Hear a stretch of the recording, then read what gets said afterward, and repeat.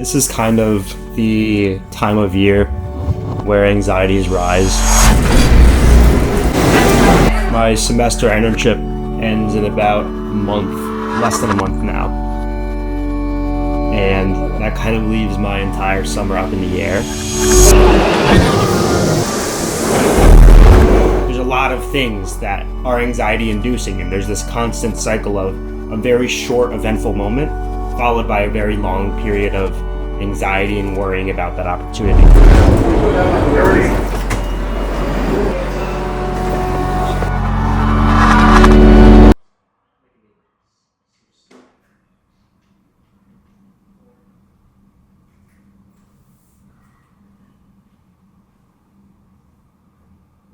I feel like there's this cycle that's built into this internship process where you start with applying to jobs, and then you sit for a while, for weeks sometimes, with the anxiety of, all right, am I going to get any answer back from them? And then if you do get the interview, you sit with the anxiety of the interview itself, preparing for that. And then after the fact of the interview, you have the anxiety of, are you going to get a second one? Or are you actually going to get the opportunity that you want to get?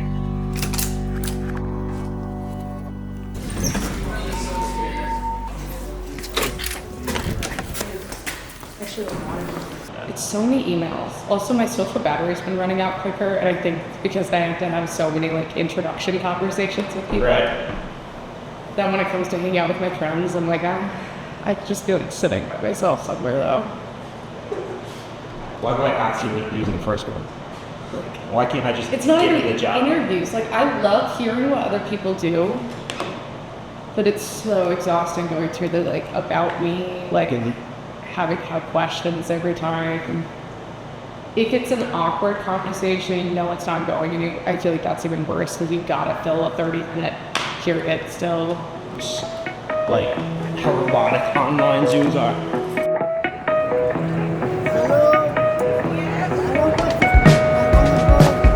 My first time skating to work. This could be absolutely disastrous.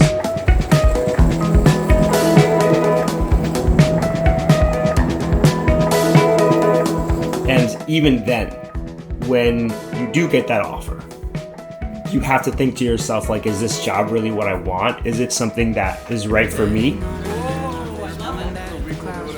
For me, especially after spending time at MSG, it's kind of learning the balance between analytical responsibilities and creative responsibilities. So being able to balance those two in one job is incredibly important for me. And that's kind of where my anxiety now lies, is this job actually going to work for me? And is it going to be somewhere where I'm comfortable and happy?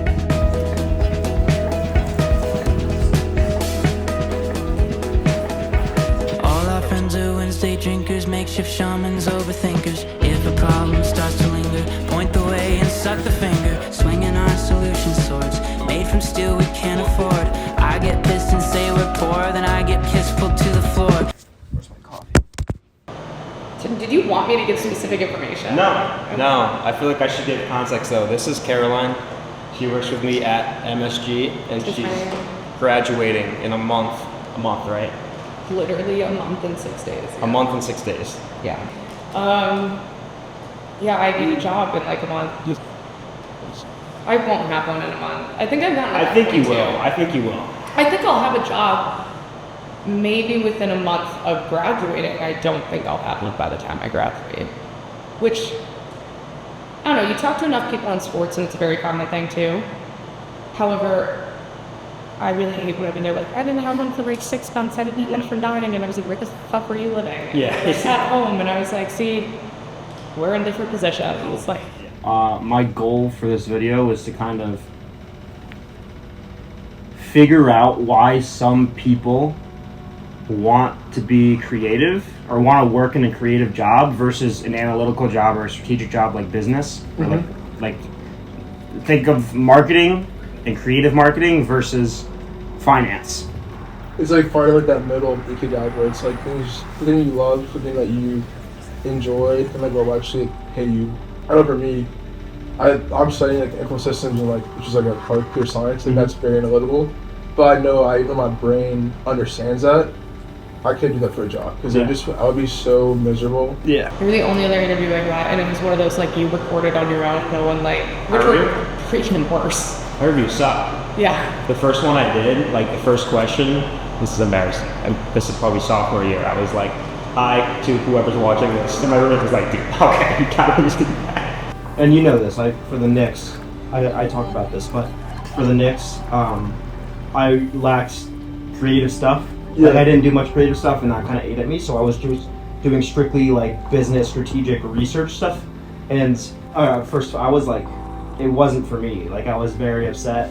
I wasn't like I wasn't thriving in that environment. And then I took up on my own. I started up creative stuff again, and immediately I was so much happier. Even if it didn't relate to my job, I hardwired my brain growing up to be like that. No, exactly. I had a similar like epiphany. Like freshman year, I was in the Mavericks, and like that was a lot of fun, but the work I did was just so monotonous, and I wasn't like really doing stuff creative. Mm-hmm. But I still like got paid, had an experience, and then I went to a startup last year because it was a startup. It let me do everything marketing related, so I got to be creative. And like that was my realm. Like, oh, I need to be happy, and if I'm gonna be happy, I have to do a job that allows me to be creative. If I'm good on this path where I can like combine the two, I'm never gonna be able to like live like how I want to be. Yeah. I won't be able to like, look forward to going to work, look forward to like the work I'm actually doing. Yeah. Right. Like when I heard back from MSG, I fully ran out into my living room, threw myself on the ground and cried. Like, What? yes. When I didn't even get it, I heard back from Lillian about it. But they were my only lead at the time. Right. I knew I was here over the summer. I didn't have another option. And then like I only had MSG, and I remember I was like on Steam, which I was on my semester catch up with Professor Delaney, and then she was like, don't worry, you're gonna get it. 20 minutes later I got an email from Lillian, and like if I can find the photo, I immediately ran into my living room and Bang. threw myself on the ground and cried. Bang. Didn't even get it. She was just telling me somebody would be in contact with me. Yeah, I feel like for me, I mean, being a creative really just means experimentation. I feel like when you have a job that's kind of stuck at like an algorithm, like you do this, then you do this, then you do this, versus a creative job, it's like, okay, you do this, what happened, you change it, and then you do that over and over and over until you're happy with the result.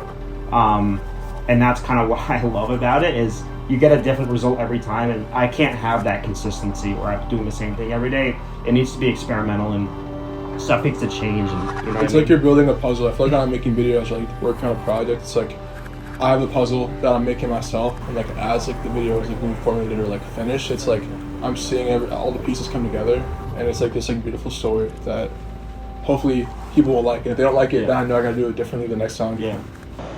Top floor for the last 2 years, the sixth person facing that way.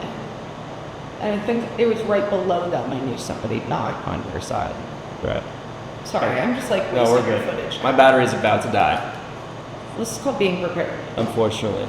I don't know if I gave you any content. No, I don't think so. Like, would you? Okay, let me make sure. You know, I spend every night crying myself to sleep over never having a job. Sorry to your camera. It's pointing for it. No, Oh, sorry. it's not. And it's about to die, so goodbye.